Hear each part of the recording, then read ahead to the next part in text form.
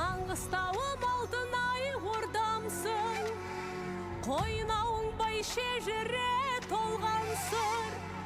Kök türküm tügel jıyılsan ey, dombaram söyle bay tolgansır. Nahılı jetken ayalemge, Yunus Emre'min bikpin, Hacı Bayramı velimin oy, Türkpün men ulu Türkpün.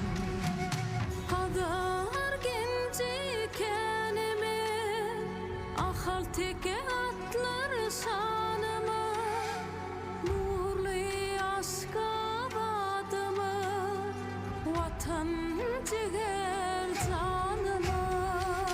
Odanım ana saybadardan, Toktoğulday taptağa kından, sayak bay degen sallak bana, Şıngız ben kemele yakılma.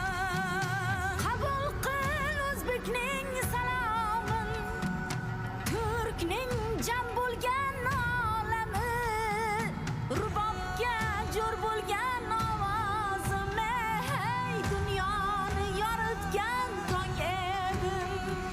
Bitmez yurdumun serveti, Gence Füzuli Xan kendi, ebedi nəğmə məskəni, hey hey Qarabağ yurdun cənnəti. Türkmen ne